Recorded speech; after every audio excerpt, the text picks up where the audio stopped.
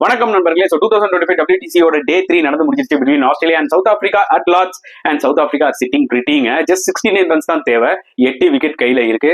So day 4 South Africa history create பண்ணுவாங்களா? Wait பண்ணி தான் நம்ம பார்ப்போம். ஸோ கடைசியாக அவங்க வின் பண்ண ICC tournament 1998 Wills trophy. Actually அதுதான் சாம்பியன்ஸ் ட்ராஃபியோட இனாகரல் டோர்னமெண்ட்.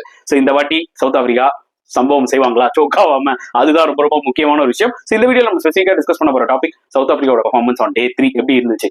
கண்டிப்பா நம்ம வந்து மார்க்ரமுக்கும் சரி கேப்டன் பவுமாக்கு ஹியூஜ் கிரெடிட் கொடுத்தாலும் அவங்க ரெண்டு பேரும் சேர்ந்து அன்பீட்டனா 143 ரன்ஸ் பார்ட்னர்ஷிப் போட்டிருக்காங்க. அண்ட் 282 டார்கெட் போதே பாத்தீங்கன்னா நான் என்ன நினைச்சேன்னா, என்னன்னா விக்கெட் கொஞ்சம் ஈஸி ஆனாலுமே ஆஸ்திரேலியா கிட்ட குவாலிட்டி பவுலிங் இருக்கு, ரொம்பவே கஷ்டப்படுவாங்க சவுத் ஆப்பிரிக்கான்னு. இருக்கல்டன் ஏர்லியர் அவுட் ஆனாலுமே மார்க்ரம் அண்ட் பவுமாவோட அப்ரோச் வேற லெவல்ல இருந்தது. பாசிட்டிவ் கிரிக்கெட் விளையாடுனாங்க, அதுதான் முக்கியமான ரீசன். என்னதான் பிச் ஈஸ் ஆனாலுமே பாசிட்டிவ் கிரிக்கெட் விளையாடுனாங்க. கண்டிப்பா ஹியூஜ் கிரெடிட் அவங்க கொடுத்தாலும் போலிங்ல வேணா டிசப்பாயிண்ட் ஆயிருக்கலாம். ஏன்னா கடைசி wicket partnership star case game அப்படியே எடுத்துட்டு போயிட்டாங்கன்ற மாதிரி ஒரு ஃபீல் கொடுத்துருக்கும். பட் ஆனா மார்க்ரமும் பவுமாவும் ஹோப்பை கொடுத்துட்டாங்க.